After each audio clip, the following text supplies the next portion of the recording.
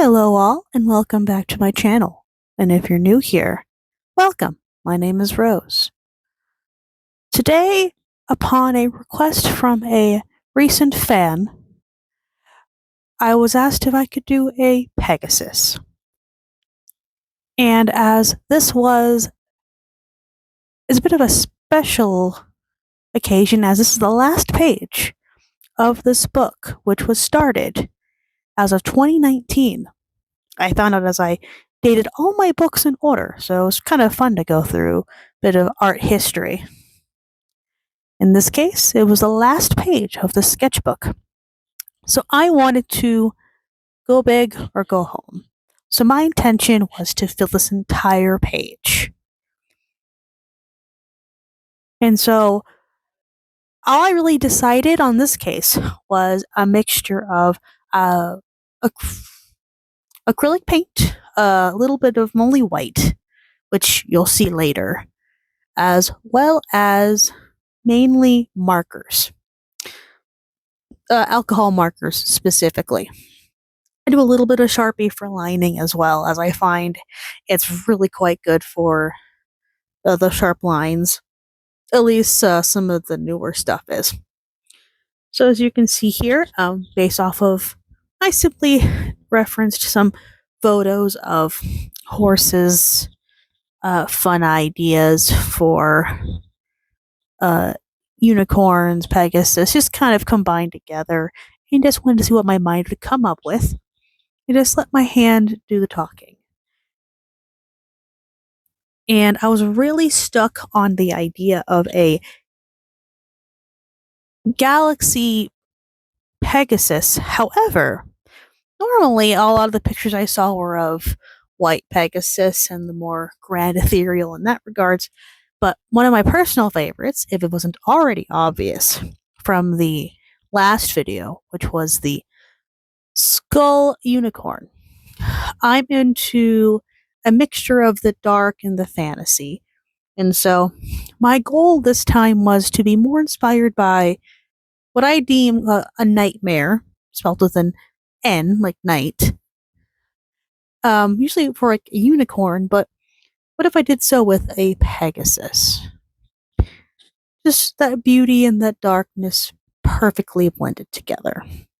And so in this first bit was, I was just drawing out the pose that I wanted, and I did a little bit of research prior to and just kind of had my page open for various poses and images that I liked. And I end up liking this a little bit. It does remind me a little bit of The Little Mermaid on the Rock, but you know what? I love how it looks. It's very majestic. In this case, well, we're starting off with the pencil outline before I start doing any sort of heavy ink lines, which is only what I do because as I usually use markers normally for the more in-depth pieces, unlike the very first video, I end up wiping the pencil marking with my hand. I keep forgetting to use my glove to avoid that, but it is what it is. So I end up doing pencil lining, then I'll do a Sharpie or a thin black line, which ends up being covered by the marker at the end anyway, and sometimes having to redo it if I really care about the black marker. In this case, it really wasn't the issue. I just wanted to make sure the lines are clean. Since marker does tend to spread, and you want to make sure you're putting it exactly where you want it. So it's this is the planning part where I'm looking at at least four pictures of reference. Really six, as there's a couple on the open page as well. As I was kind of going in between, from horse anatomy photos to various shading of actual animals all prepared in front of me, just to make sure I could get an idea before I just sort of let loose on the paper. But as you can see, I was able to get the shape I wanted, as I didn't have to do too much erasing for this. Just let my mind go. See what came out, which is really the ultimate goal of what I'm trying to do on this channel. Is my plan is to just One, just to see what happens, because you never know. And also, it forces me to work on, well, what I would deem doodles to exercise my brain instead of being stumped down by serious pieces, as sometimes you get burned out because you're focused so hard on completing these masterpieces. And just especially when you have mixed that with the lovely level of perfectionism, it can get hard and you lose the drive to continue, to pick up that paintbrush, that pencil. And what I've been finding since starting is I'm already thinking ahead of what I wish to do for these pictures. In this case, I didn't really have to do too much, as though I had a request. Which, speaking of, if anyone has reasonable requests, uh, always you can always comment down below, and I may or may not end up using it. As sometimes people's ideas can really get, mind turning a bit and figure out what I want to do for those weeks that I may not have an idea. In this case, it was from a surprise fan, which I will say, my thought on this, on fans and the support and whatnot, is as someone who's worked with um, face painting mainly, working with over thousands of children, making their artistic ideas come true on their face or hands or tattoos, those little moments really lift your spirits. And having the first interaction be as simple as, I really like your hair, you should keep it like that, or I really like what you're doing with your art, or I like your shirt.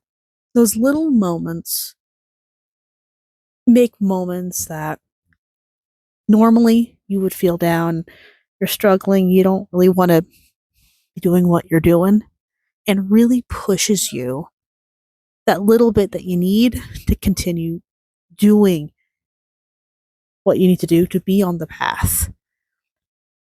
And it's those little moments that, after a hard day of work, they may not be going well because of personal reasons, been dealing with annoying people or bad day at work, and just, yeah, just in general, financial problems, mental health blockages. Sometimes it's those little things that really your brain goes from, I want to quit, I'm tired, I just want to lay in bed, to, you know what, I think I can continue. And it makes a huge difference. So, very much like the saying of sometimes a smile can go a long way. Even those things like, I like your shoes,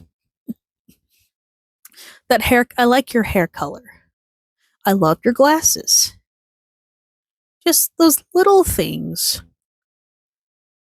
even truly just that smile and saying, I have a good day, can make a huge difference for somebody. It doesn't have to be crazy. You don't have to go and confront people and be all weird in their face. Just those little moments of you genuinely see someone has a really cute pair of pants and it just seems pretty safe to, read the room. It can be nice to get those, to really bring yourself up. Especially when you have moments like you're having a tough day at the gym, you don't really want to be there, at least in my case, and suddenly it's just that moment of, you know what, I think I can do this. So appreciate those little things and also give it back sometimes. You never know who might need to hear a nice word. Now, enough of the ramblings. As you can see here, I've been starting to finally, I feel confident in the outlines. So I'm going to start using Sharpie as I do. It's one of my favorites. I have multiple of these pens sitting at my desk. I always buy them in multiples because they dry out, stuff like that. I think I currently have 4 left. One's almost dying. I think, as you saw, I think with this one I had to change it out. I mean, I had to change the pencil out too, as I just, yeah, weird day for drawing tools. But yes, as you can see, I'm starting to outline the picture, the lines I wanted specifically to show up before I start putting in the marker. Which, if you saw the cover of this, I have a lot of markers. I have 120 fine point and 120 large. Technically more if you count the other ones in a smaller set. Got plenty to work with. So, part of what I had to do is, as I was editing this, which by the way, this was a 2-hour video, making it 30 minutes is already a challenge. In this instance, I have, after some deciding and some editing, I just kind of skipped to the part where I am filling in the marker with a base color that I want. Which figured, something light enough to work. Because again, you can, as I've said before, you can add a low light, but good luck adding the highlight back, especially with something like markers. So I just sort of over the baseline, the eyes there, so you can kind of now see the nightmare-inspired details. The big part was trying to figure out what kind of color scheme I wanted for the sky, because this part was easy. It was just finding shades of gray that I liked to blend in with. And just try to get the colors about where I wanted them. Using a colorless blender in a few shades. My goal was I was going for realism. I was going more for reference off of actual photos of horses, as I stated earlier. Like finding some good reference pictures of various turned heads, specifically of stallions. To kind of see like what colors I wanted, and I was happy with it. I was questioning at first, but at the end of this, I felt a bit more at ease that the colors all worked very well together. Especially once I add the paint detail, which you'll see on the other half of this video, which is where I get to those sort of tiny details. Yes, I absolutely do. I love these markers. These have been, I've worked with various, I've used Copics, I've used some knockoffs, I've used pens that are technically for writing pens.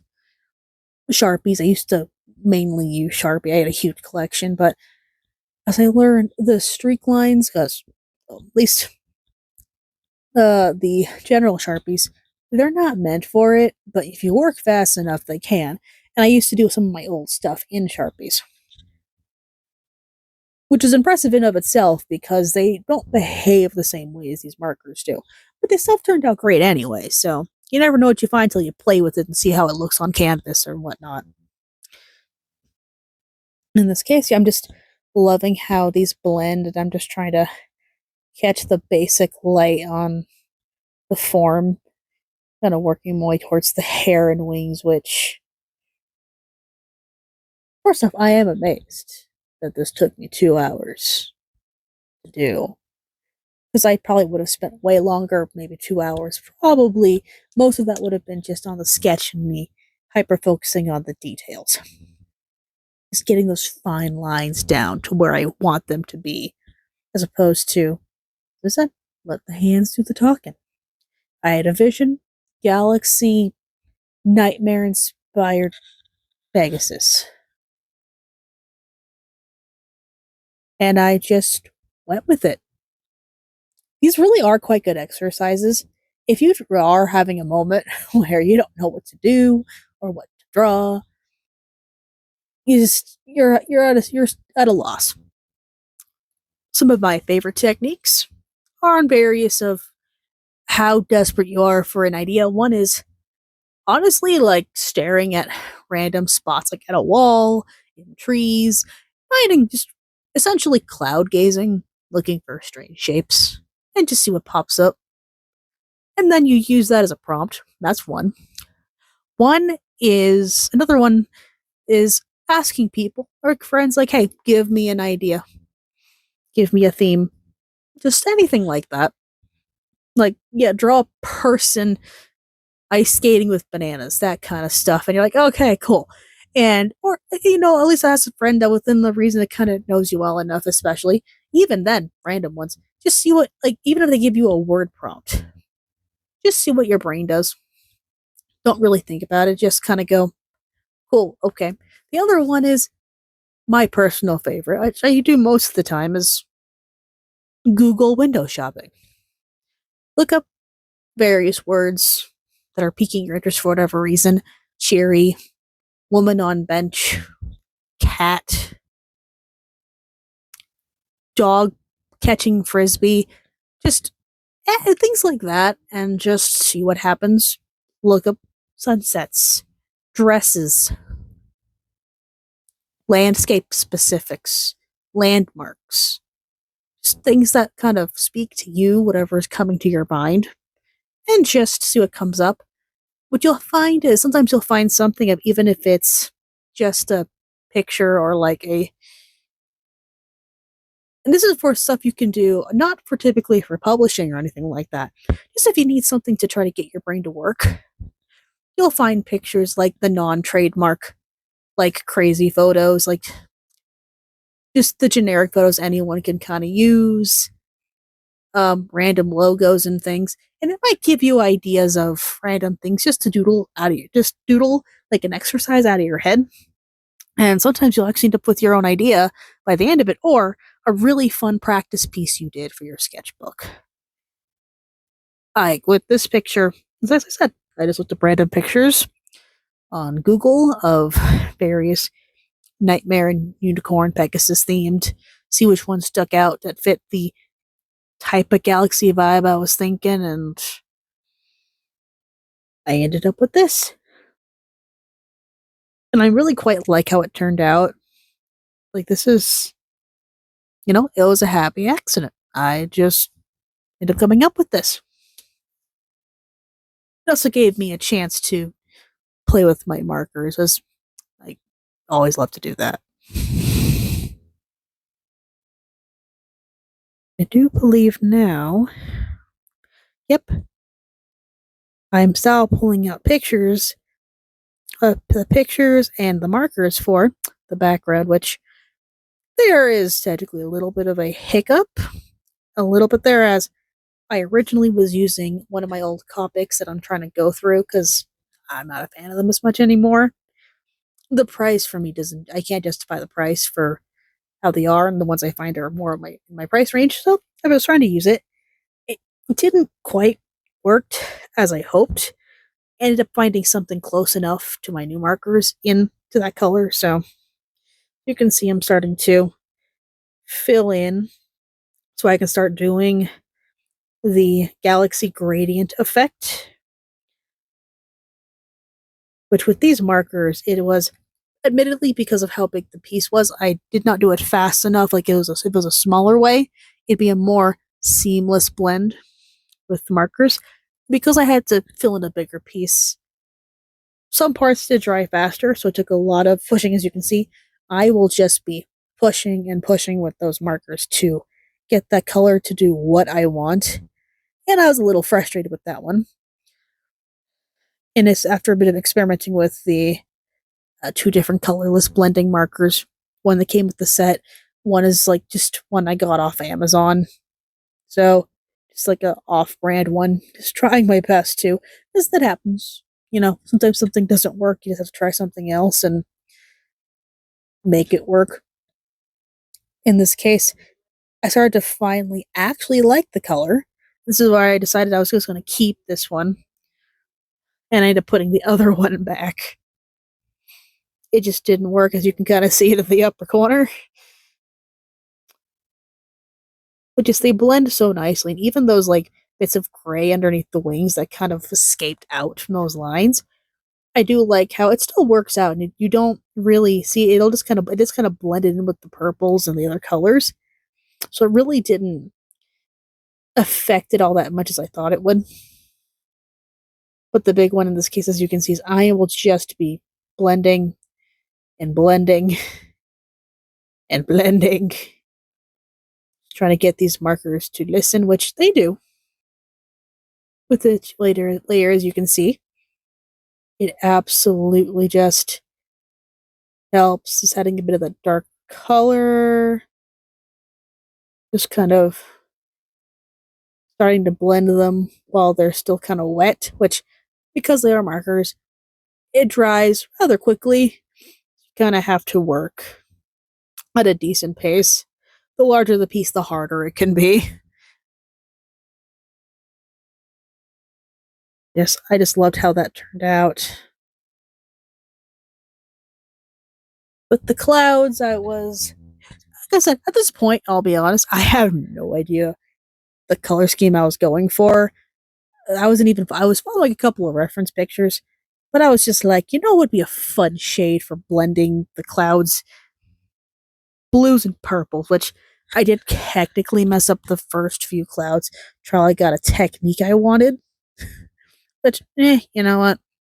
It happens. But ultimately, I like how it turned out. I just had to do a little extra blending and add variants to other clouds with some similar colors to really just make sure it was at least in theme to the colors, same direction. I just really liked how that looked. Because again, I wasn't going for super realistic. I wasn't going for anything like that. I was going for just fun and galaxy. Playful. And what I also noticed is too as I was doing this, and I love this part, is that the teal was starting to blend in with the color in the clouds too. So it kind of did an accidental effect again that I liked. I wasn't sure how it was going to affect it. And that was pretty much what I stuck to with the rest of the clouds is the blue base, that purple, and then keeping the middle white or a gray tone. After figuring out that's the direction that I preferred, with the knowledge of as much as the gray kind of dulled where the white was, I was going to come in with some white paint, which is one of my favorite techniques, is using some white acrylic paint or black just to clean up accents. It's like the one case of yes, you can add highlight back. With marker, it's tricky, you can. Like, you can't put marker back on top of it. It's done. Once you put the paint on top of it, it looks cool, but the marker kind of blends funny. So it's very much, you better be happy where you put it. But I love what it does. Where the parts you miss that are the parts that you miss that were white, that are now whatever color you blended in there, even by accident. The white can sort of put it back, or at least give it a more realized idea. Because that's kind of hard to cover it up. When you're doing like an acrylic painting, oh, it's so much easier. Just put white over it and you can do it again. It may take a couple of coats of white. It's cool. In this case, not as much because markers absorb to the paper, and that's the result you're getting. It's so messy that if this wasn't the last page, there'd be paper behind it because the last page behind it would be absorbing all this color and ruin the page behind it because it just absorbs it. How much I was pressing into the paper. In this case, it didn't matter because it was like the cardboard on the back, so normally not an issue. But in this case, it didn't really matter. But as you can see, yep, I'm starting to fill in the last bit of the clouds to the desired effect. Started adding a little variance to them. It really just, it's just kind of an interesting look with them. Starting to kind of blend things together.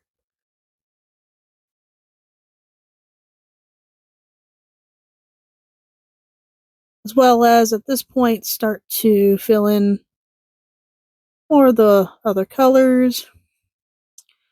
It's very much at this point now I was starting to think about, okay, is there anything this picture is missing before I add the acrylic paint? Kind of multitasking besides, like, as I'm working on its little standing piece. And so as you can see, I'm trying to put a darker color up. Like, it's not dark enough. I'm going to add some more intense low lights, which I did end up getting like darker marker and just kind of trying to enhance it further. And it really made a huge difference, I think. Especially with, as you can see, like now the hair, parts of the muscle and the whole musculature and the horse is showing up. It defines the wings a bit more. So I go through a few times and just start to increase the highlights, get all that set up to really finish it off strong. Because obviously it'll just blend in too much with one sameness, and I was trying to avoid that a bit. Skipping on a bit, as you can see, I had to remove like 20 minutes or so because I don't know what happened with the video. But as you can see now, I'm going through with the white paint for those final touches, the galaxy, the highlight. And I didn't know where this was going. I was just paint on brush, see where I want it. And initially I thought I'm just going to put it in the sky. As you can see, I'm putting little flecks of stars, trying to use those clouds as a placement to really make them blend in and just make it pop out more. It was definitely helping the piece. It gave it that oomph it needed. Yes, as I said, one of my favorite techniques is always to put marker and acrylic paint together. I have quite a few pieces where if I use multiple, that's likely what I used. If not that, it's watercolor pencil. It's just a nice oopsie eraser or addition if you just want to add highlights to someone's nose, uh, their eyes, etc. that the may have blended when you were adding water or something. In this case, it really pops and it dries very well without really muddling the marker at all. If you put it on too soon, it can muddle, but in this case, the marker had dried enough that the acrylic paint just placed right on. There was no weird mixing and blending. It just went where I wanted it to be. As you can see, it's starting to go, and this is the experimental part. My hand decided this was a good idea, and I decided to just go all out on the highlights. And just wherever the highlights were with the marker, just push it out further. And as this was going on, towards the end, I just loved it more. It was all completely accidental. Because all of this, I was just sitting here going, I'm doing a galaxy horse today. And that was the only plan. But as you can see now, by adding just that bit of white paint, it really just makes it pop. And it gives some life to the piece that I think it quite needed. Because I didn't want to add any more of the dark color to the picture. It didn't feel right, which always follow your art instinct. There's usually a reason it's there. You can see just those bits of dashes of white on the wings, highlighting where the horse is standing. It really makes it stand out more. It gives it more of that ethereal look that I was going for when I was uh, painting this or drawing this. Typically both. Stands out more. But yes, as it's getting towards the end, just finishing touches on the horse's body, the hair, little last minute stars, a few that I thought were missing.